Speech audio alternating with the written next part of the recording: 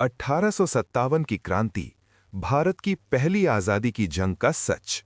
1857 एक ऐसा साल जिसने भारत के इतिहास की दिशा ही बदल दी। ये सिर्फ एक विद्रोह नहीं था, ये एक ज्वालामुखी था जो वर्षों के अत्याचार, अपमान और गुलामी की आग में सुलग रहा था। ब्रिटिश ईस्ट इंडिया कंपनी धीरे धीरे भारत की सत्ता पर कब्जा जमा चुकी थी। राजाओं से उनकी रियासतें छीनी जा रही थीं, किसानों पर करों का बोझ बढ़ता जा रहा था और आम जनता की आवाज को कुचल दिया गया था। लेकिन असली चिंगारी एक बंदूक से निकली, नई एनफील्ड राइफल, जिसके कारतूसों पर गाय और सूअर की चर्बी होने की खबर फैली। हिंदू और मुस्लिम दोनों सैनिकों के धर्म का अपमान हुआ और गुस्सा भड़क उठा। 29 मार्च 1857, बैरकपुर। एक नाम जिसने इतिहास में आग लगा दी, मंगल पांडे। उन्होंने अंग्रेज अफसरों के खिलाफ हथियार उठा लिए।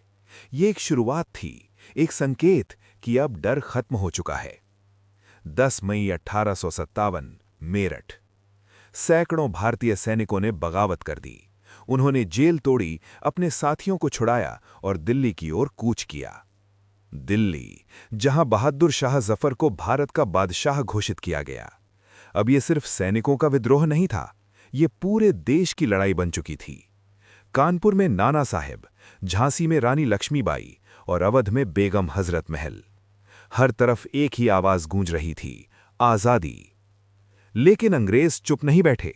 उन्होंने अपनी ताकत, रणनीति और आधुनिक हथियारों से जवाब दिया। खूनी संघर्ष शुरू हुआ, शहर जलने लगे, हजारों लोग मारे गए। झांसी की रानी तलवार लेकर घोड़े पर सवार, आखिरी सांस तक लड़ीं और वीर गति को प्राप्त हुईं। दिल्ली पर फिर से अंग्रेजों का कब्जा हो गया। बहादुर शाह जफर को गिरफ्तार कर लिया गया और निर्वासित कर दिया गया। 1858 तक ये क्रांति दबा दी गई। लेकिन क्या ये हार थी? नहीं, ये एक शुरुआत थी, एक ऐसा बीज जिसने आने वाले स्वतंत्रता संग्राम को जन्म दिया। 1857 की क्रांति ने भारत को सिखाया कि आज़ादी की कीमत क्या होती है। और यही कारण है कि आज भी ये कहानी सिर्फ इतिहास नहीं, बल्कि एक प्रेरणा है। ये थी 1857 की क्रांति, भारत की पहली आज़ादी की जंग, जिसका असर आज तक महसूस किया जाता है।